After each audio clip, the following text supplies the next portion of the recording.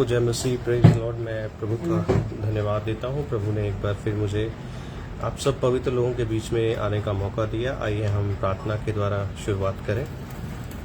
हमारे करुणा करने वाले और दया करने वाले परमेश्वर, हम आपको धन्य धन्य और धन्य कहते हैं और आज के सुंदर समय के लिए आपको एक बार फिर पूरे मन से धन्य कहते हैं। प्रभु हम धन्यवाद देते हैं प्रभु इस पेज के लिए, पिता परमेश्वर, जो आपकी महिमा का पात्र है। परमेश्वर हम धन्यवाद देते हैं हमारे पासवान प्रभु भाई अनुपम जी के लिए, उनके परिवार के लिए, जो इस पेज को चलाते हैं आपकी महिमा के लिए।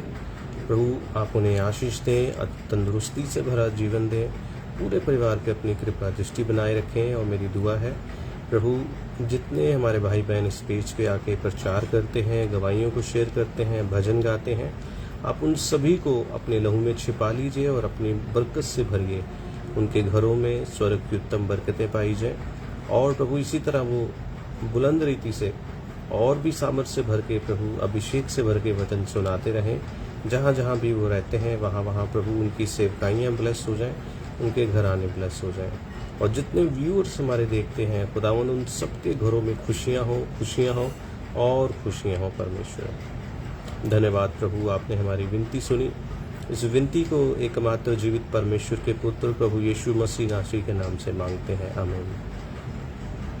तो मैं प्रभु का धन्यवाद देता हूँ। प्रभु ने मुझे आप सबके मध्य में आने का मौका दिया।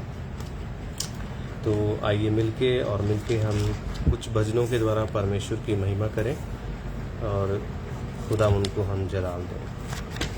तो आइए मिलके हम कुछ भजनों को गाते हैं। Thank you Jesus, hallelujah hallelujah.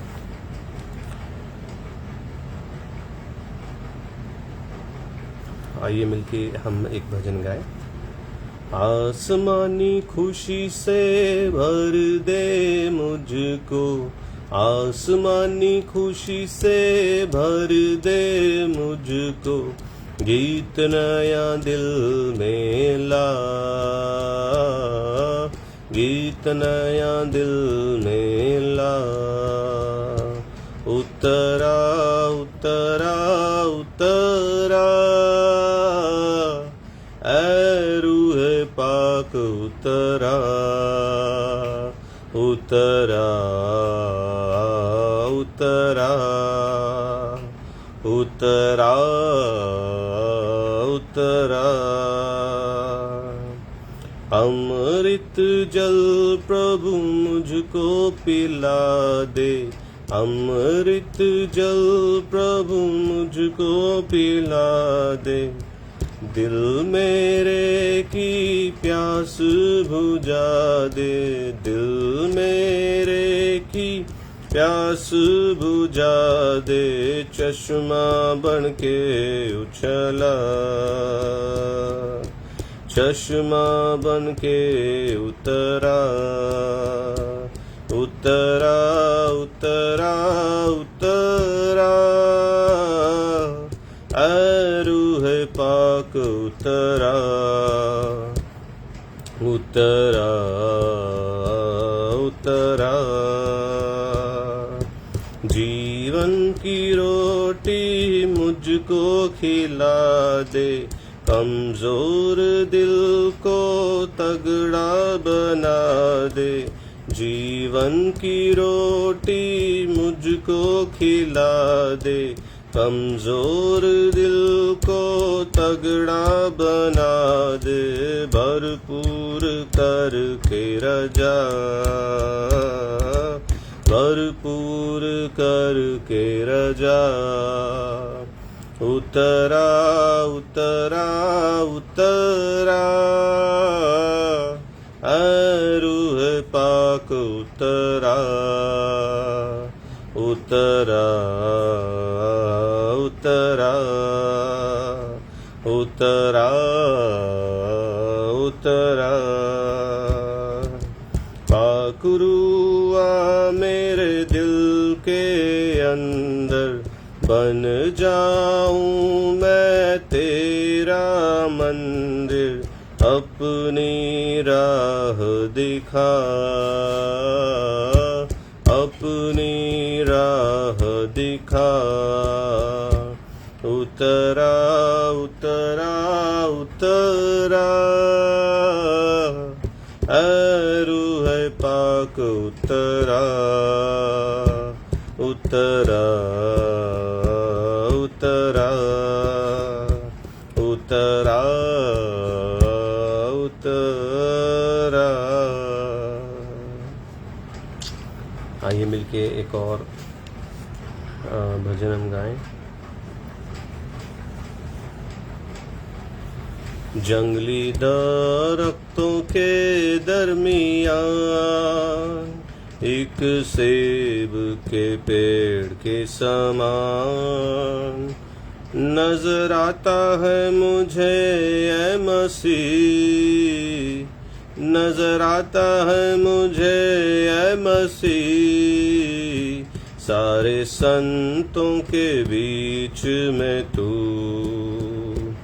हम करूं मैं तेरी ओ प्रभु अपने जीवन भर इस जंगल के सफर में।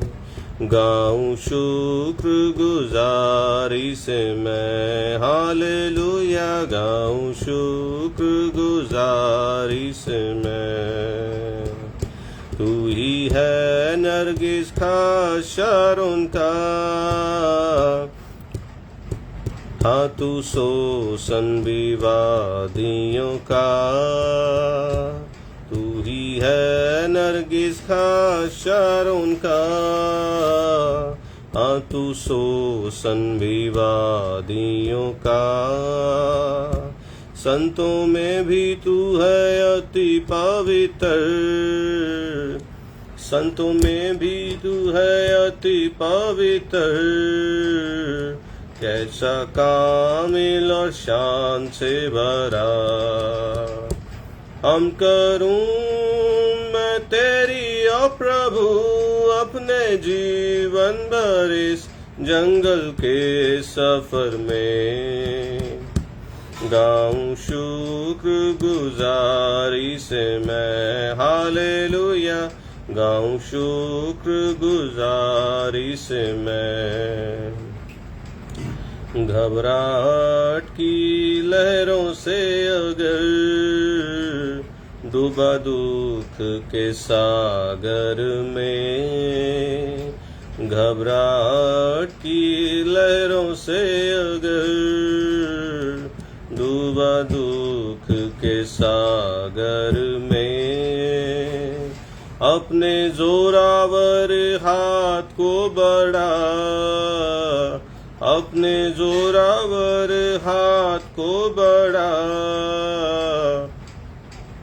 मुझे अपने सीने से लगा। मुझे अपने सीने से लगा। हम करूं मैं तेरी ओ प्रभु अपने जीवन भर इस जंगल के सफर में। गाऊं शुक्र गुजारी से मैं हालेलुया। गाऊं शुक्र गुजारी से मैं। अभी आ रहा हूँ मैं तेरे पास पूरी करने को तेरी मर्जी। अभी आ रहा हूँ मैं तेरे पास पूरी करने को तेरी मर्जी। ताकि दे दूं मैं काम को अंजाम। ताकि दे दूं मैं काम को अंजाम। पाऊं तेरे दीदार में इनाम। पाऊं तेरे दीदार में इनाम। हम करूं मैं तेरी ओ प्रभु अपने जीवन भर इस जंगल के सफर में। गाऊं शुक्र गुजारी से मैं हालेलुया। गाऊं शुक्र गुजारी से मैं। Thank you Jesus. तो प्रभु का बहुत बहुत धन्यवाद है, परमेश्वर का अनुग्रह है। आइए मिलके और मिलके हम इस समय पढ़ेंगे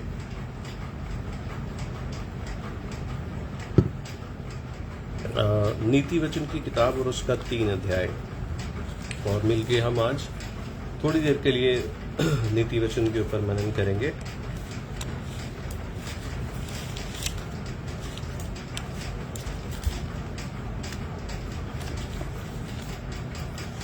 घबराहट की लहरों से अगर डूबा दुख के सागर में,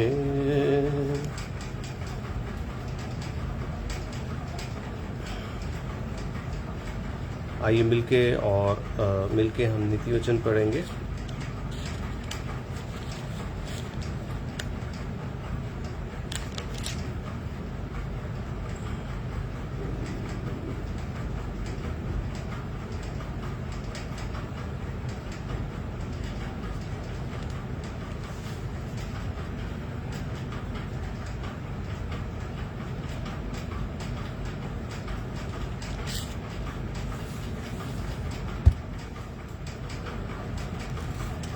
आइए हम पढ़ेंगे नीति वचन 4 अध्याय उसका 23 आयत। और यहाँ पे इस प्रकार से लिखा है, सबसे अधिक अपने मन की रक्षा कर, क्योंकि जीवन का मूल स्रोत वही है। इंग्लिश में लिखा है, watch over your heart with all diligence, for from it flow the springs of life. तो आइए मिलके हम प्रार्थना करें। प्यारे परमेश्वर, हम आपके पवित्र चरणों में एक बार फिर नम्र होते हैं और दुआ करते हैं प्रभु, आज जो भी हम वचन से प्रभु सीखने जा रहे हैं, सिखाने वाले आप हों। पवित्र आत्मा, आप मेरे विचारों पे और मेरे हृदय के मनन के ऊपर आप कब्जा करें और अपने लोगों को आशीष दें, प्रभु यीशु के नाम से, आमीन। पवित्र शास्त्र बाइबल जो है वो बहुत ही परमेश्वर के जिंदा कलाम से इस कदर भरी हुई ना, जितना ज़्यादा आप इसको पढ़ते जाएंगे उतना ज़्यादा आप बुद्धिमान बनते जाएंगे। खास करके नीति वचन की किताब, अय्यूब की किताब, अगर आप भजन संहिता की कुछ भजनों को पढ़ेंगे, आपको पता चलेगा कि किस रीति से परमेश्वर इस संसार में बुद्धिमत्ता से कैसे चलना है, इसके बारे में नीति वचन की किताब में लिखा हुआ है। इसका एक छोटा सा उदाहरण मैं देता हूँ। नीति वचन में लिखा है, जब तू अपने किसी बड़े व्यक्ति से के साथ खाना खाने के लिए बैठे तो तू थोड़ा पेट ही खाना और जल्दी उठ जाना। ये छोटी सी एक बात है कि how to show good manners, आप कैसे अच्छे संस्कार सिखा सकते हैं, ये नीति वचन की किताब में लिखा है। और जैसे नीति वचन में लिखा है, मूर्ख अगर कम बोलता है तो वो भी बुद्धिमान कहलाता है। हमने बहुत बार सुना होगा आउटस्पोकन वर्ड, मैंने कई बार आपको सिखाया है, कई बार फेसबुक के माध्यम से, कई बार मैं चर्च में भी सिखाता हूँ कि टॉक लेस ऑब्जर्व मोर। तो आपको मैं आज की शाम बताना चाहता हूँ, परमेश्वर कहते हैं गार्ड योर हार्ट। आपका और मेरा जो हृदय, हमें सबसे ज़्यादा इसकी रक्षा करनी है। क्यों करनी है? आपके हृदय में ही परमेश्वर रहते हैं, आपके हृदय में परमेश्वर आके रहना चाहते हैं। प्रभु यीशु मसीह ने प्रकाशित वाक्य की किताब में क्या बोला है कि मैं अपना तेरे दिल के द्वार पे आके खटखटाता हूँ, यदि तू मेरी आवाज़ सुन के दरवाज़ा खोले तो मैं आऊँगा, तेरे साथ बैठूंगा और भोजन करूँगा तेरे साथ। आप बड़ी बार देखेंगे जो दिल की बनाने वाली फ़ोटो है, उसमें अंदर आपने देखा होगा कि दिल के दरवाजे वाली जो फोटो है, प्रभु यीशु मसीह द्वार पे खड़े हैं और एक आदमी दरवाज़ा खटखटा रहे हैं। दिल का जो दरवाज़ा है ना, वो अंदर से खुलता है, बाहर से नहीं खुलता। आप जिसको चाहे अपने दिल के अंदर रख सकते हैं, दिल को जिसको चाहे अपने हृदय को उसको अपने हृदय से बाहर कर सकते हैं। तो बाइबल हमें कहती है गार्ड योर हार्ट। आपने अपने हृदय को एक डस्टबिन नहीं बनाना है कि जो भी है उसमें भरी जाना और बाद में उसे निकालने में आपको मुश्किल हो। आपके और मुझको अपने हृदय की रक्षा कैसे करनी है? निरंतर और निरंतर और निरंतर। एक बहुत अच्छे बिशप हैं, बिशप दलवारा जी, उन्होंने एक सरमन दिया था एक बार चंडीगढ़ डायसिस के। तो उनकी एक बात से मैं बहुत ही प्रभावित हुआ। उन्होंने एक बहुत सुंदर बात बोली। उन्होंने बोला कि प्रतिदिन का जो बोझ है वो प्रतिदिन उतार लें, ऐसा ना हो कि बोझ बढ़ता जाए। उन्होंने बताया कि जब आप सोते हैं, सोने से पहले आप यही प्रार्थना करें, प्रभु दिन भर जो हुआ है उन सारी बातों को जो मेरे लिए अच्छी हैं आप मेरे लिए वो रखें, और जो बातें सही नहीं है प्रभु आप उन्हें डिलीट कर दें। दूसरे शब्दों में, आप जितना ज़्यादा दूसरों को जल्दी माफ़ कर देते हैं, आपके हृदय में उनके लिए नफरत क्रोध अगर आप नहीं रखते हैं, उतना ही ज़्यादा आप हेल्दी रहते हैं। और जितना ज़्यादा आप दूसरों के लिए नफरत और क्रोध अपने मन में रखते हैं, गुस्सा रखते हैं, उतना ही ज़्यादा आप अपने बीपी को बढ़ाते हैं, आप अपने आप को अनहेल्दी रखते हैं। क्योंकि इस संसार के अंदर बहुत सारे लोग हमारे मित्र हो सकते हैं, बहुत सारे लोग हैं जो हमें पसंद नहीं करते होंगे, बहुत सारे लोग हैं जिनके कारण हमें ठोकर लगी होगी, बहुत सारे लोग हैं जिनके कारण हमारा हृदय दुखी हुआ होगा। मगर जितना जल्दी आप उनको माफ़ करके आगे बढ़ेंगे लाइफ में, उतना ही जल्दी आप अपने आप को स्वस्थ रखेंगे। मैंने देखा है लाइफ के अंदर बहुत सारे लोग हैं जो 20-20 साल पुराना गुस्सा रखते हैं। 20 साल पहले किसी ने इंसल्ट की, उन्होंने कभी उसको माफ़ ही नहीं किया। 20 साल पहले किसी ने उनको गाली दी, उसके शब्द आज भी जिंदा है उनके हृदय के अंदर। आप और मैं ऐसा ना करें मेरे प्रियो। एक अच्छा मसीह अगर हमने बनना है, एक अच्छा खुदा का बेटा और खुदा की बेटी अगर हमने बनना है, तो हमें अपने हृदयों को रोज़ साफ करना है। वो बिशप दरबारा जी बहुत अच्छी बात बोल गए कि रोज़ अपने पापों का हिसाब कर लीजिए। आप नहीं कर रहे हैं मगर दूसरे आपके विरुद्ध पाप कर रहे हैं, तो रोज़ परमेश्वर को बोलिए मेरे भाई को उसको बरकत दीजिए। आपको 7 बार उस भाई को या बहन को जिन्होंने आपका कभी हृदय दुखाया, आपको आशीष देनी चाहिए। आपको 7 बार कहना चाहिए प्रभु से ब्लेस कर, वो नहीं जानता वो क्या करता है। प्रभु से ब्लेस कर, उसके अंदर कमियां हैं प्रभु, मगर मैं चाहता हूँ आप उसे ब्लेस करें, उसकी कमियों को दूर करें, तभी आप एक अच्छे मसीह बन सकते हैं। चलिए मिलके एक छोटी कहानी के ऊपर हम मनन करते हैं। हृदय को हमने निरंतर और निरंतर वचन से तोड़ना है। आजकल मैं देखता हूँ बहुत सारी अलग अलग शिक्षाएं संसार के अंदर फैलती जा रही हैं लगातार लोग नई नई शिक्षाएं लेके आ जाते हैं चर्च में, और लोग नई नई शिक्षाओं को जब देखते हैं वो बाइबल के साथ मैच नहीं करते। उन्हें अगर अच्छा लगा तो वो उसको फॉलो करने लग जाते हैं। याद रखिए, आपने और मैंने वही शिक्षा ग्रहण करनी है जो बाइबल से मैच करती है। एक छोटी बात मैं आपको यहाँ पे कहना चाहता हूँ, ये मेरे इस सब्जेक्ट से थोड़ा सा बाहर है मगर मैं आपको बताना चाहता हूँ।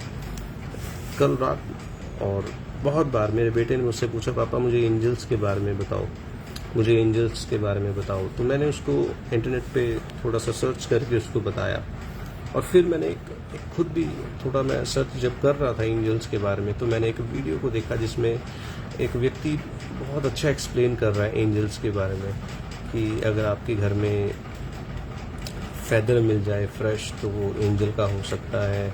कुछ उसने 6-7 रीज़न बताए कि ये आपके साथ हो सकता है, परमेश्वर की उपस्थिति हो।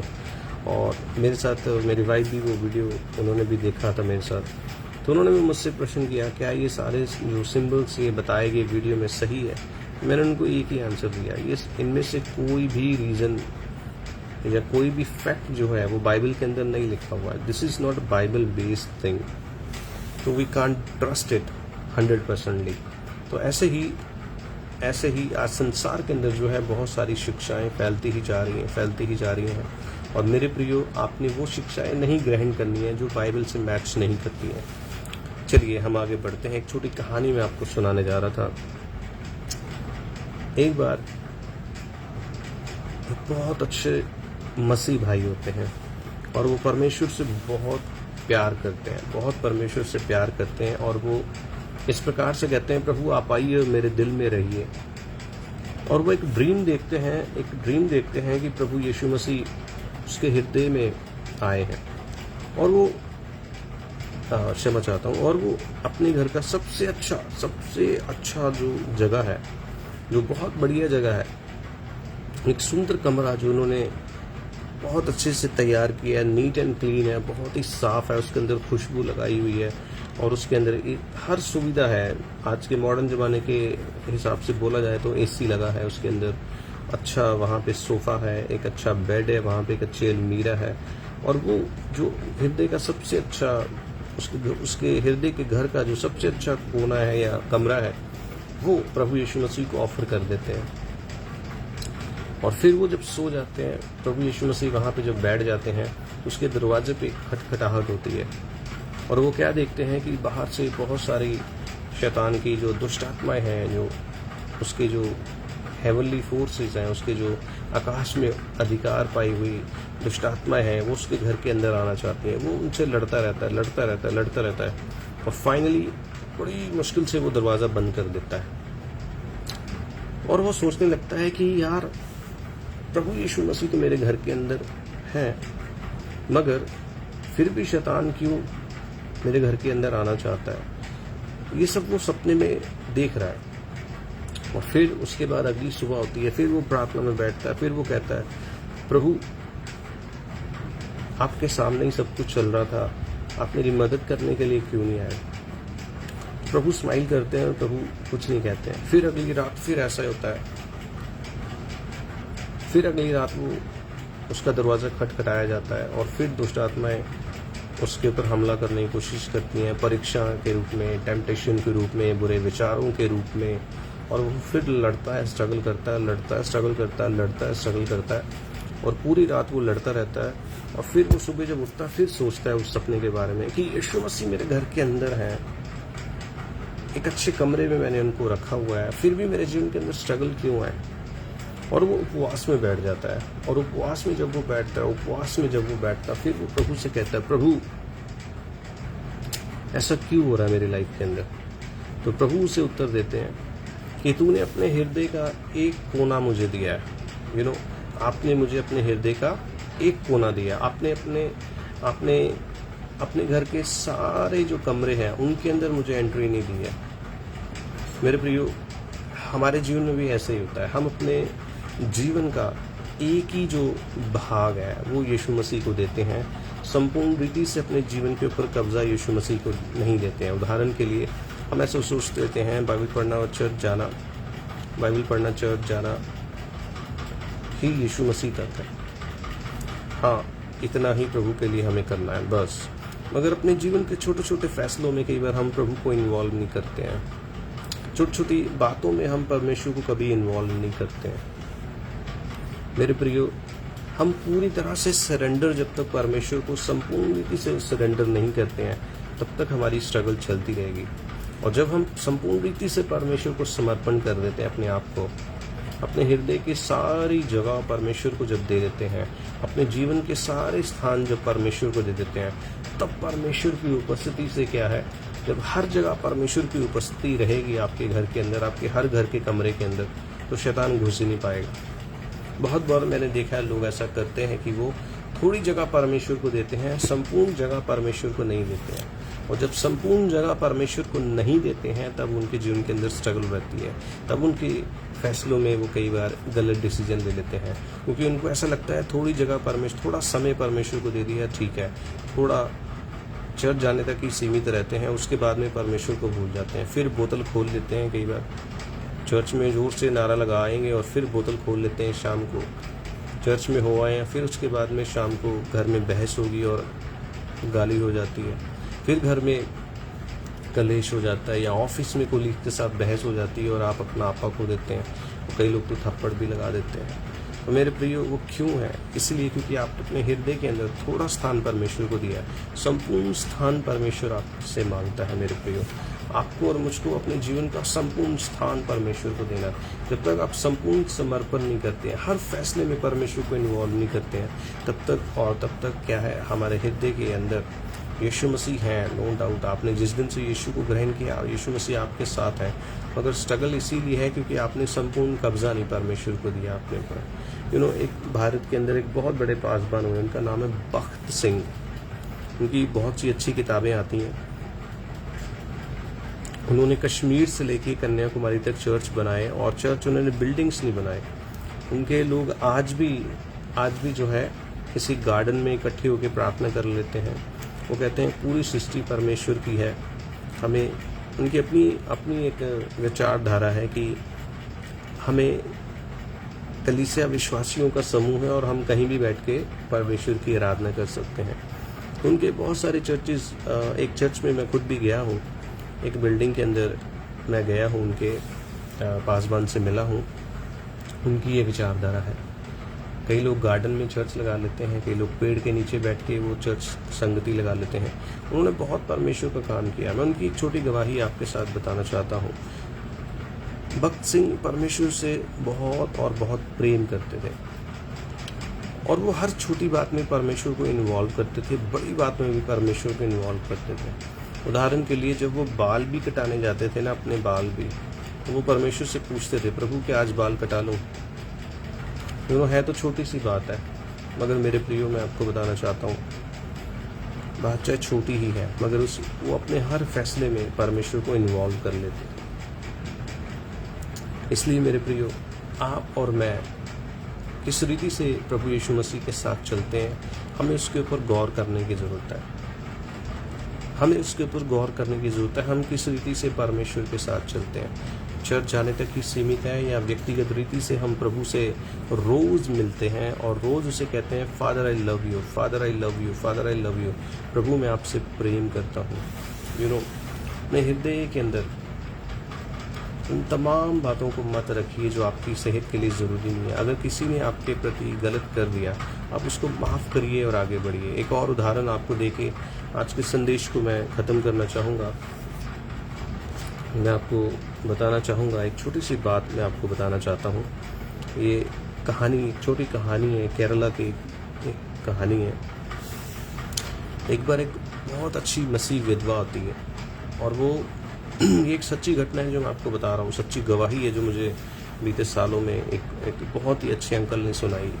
वो प्रभु का वचन बहुत पढ़ते हैं, बहुत प्रार्थना करते हैं। मैं जब भी उनके घर में जाता तो मुझे बहुत आनंद मिलता है कि ये प्रार्थना करने वाले लोगों के साथ मेरा समय है। तो उन्होंने मुझे जब गवाही बताई कि केरला के एक चर्च के अंदर ऐसा हुआ, एक महिला बहुत सालों से प्रभु पे विश्वास कर रही थी, विधवा थी, उसको कुछ पैसों की ज़रूरत होती है और वो अपने चर्च के पास्टर के पास जाती है और गलती से उस दिन ऐसा हो जाता है कि पास्टर जी बहुत बिजी होते हैं, वो बहुत सारे लोगों से मिल रहे होते हैं। तो वो जब वो आती है तो उनको इन्फॉर्म किया जाता है कि वो आपसे मिलना चाहती है। तो पास्टर उसको कहते हैं कि उसको वेट करने के लिए बोलो। 1 घंटा, 2 घंटा, 3 घंटे बीत जाते हैं और वो लेडी जो है गुस्सा करके चली जाती है।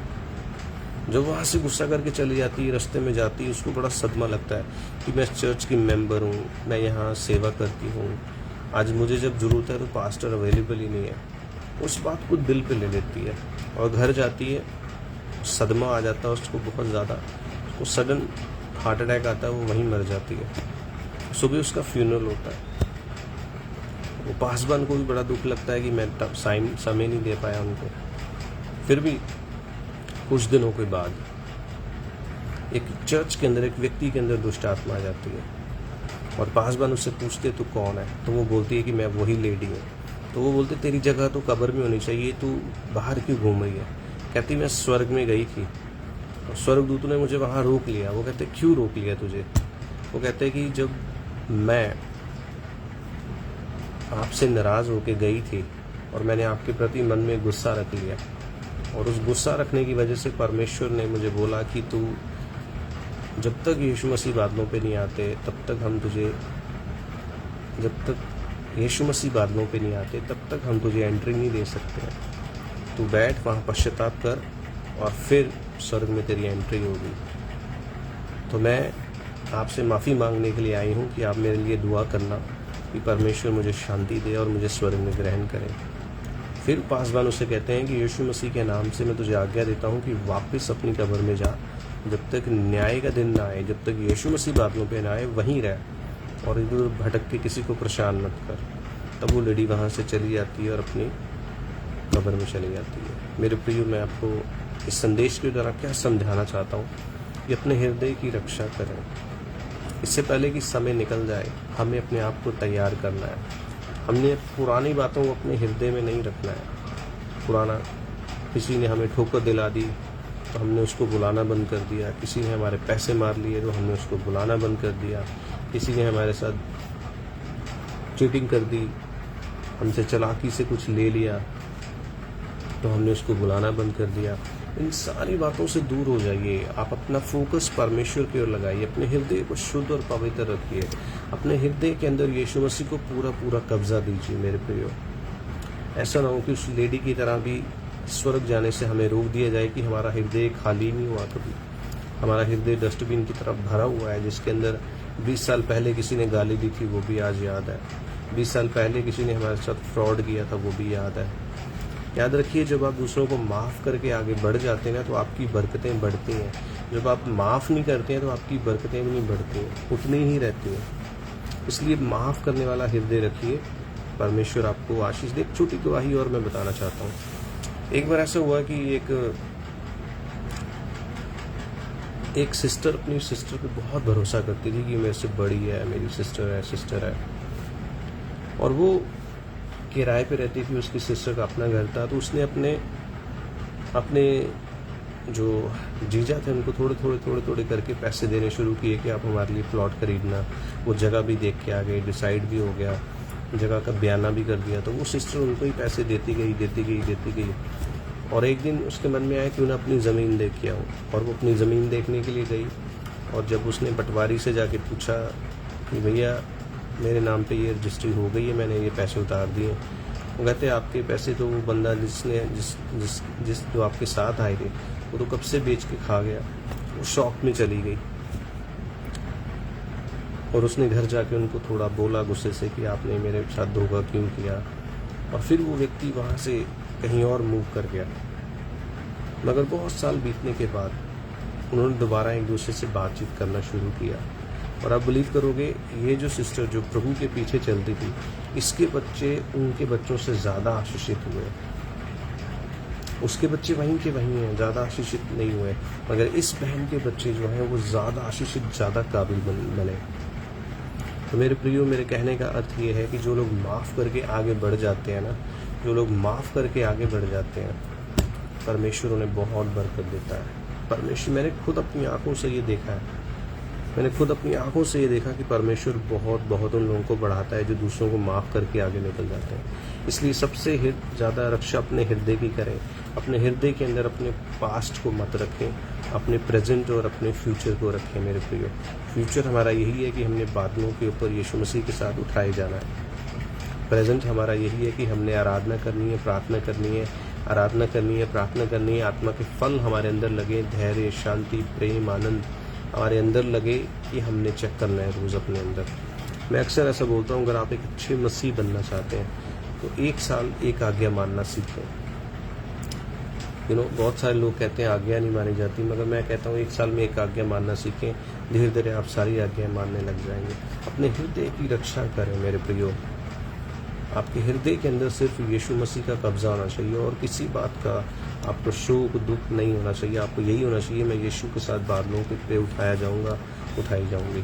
तो परमेश्वर इस छोटे संदेश के द्वारा आप सबको बहुत आशीष दे। सबको जय मसीह, प्रेज द लॉर्ड। परमेश्वर ने अनुग्रह किया तो हम दोबारा मिलेंगे। एक बार फिर हम मिलकर प्रार्थना करते हैं। प्यारे परमेश्वर, धन्यवाद, आपने मौका दिया आपके लोगों के साथ वचन बांटने के लिए। आपका अनुग्रह लगातार इन पे हो। हमारे पासवान भाई अनुपम जी को, उनके द्वारा चलाई गई सेवकाई को बहुत आय से आशीष दें, लगातार उन्हें बढ़ाएं, और जितने हमारे भाई बहन आके देखें उनके जीवन में शांति, आनंद और चंगाई बन रहे। तेरा अनुग्रह लगातार प्रभु लोगों को चलाए, प्रभु यीशु के नाम से आमीन।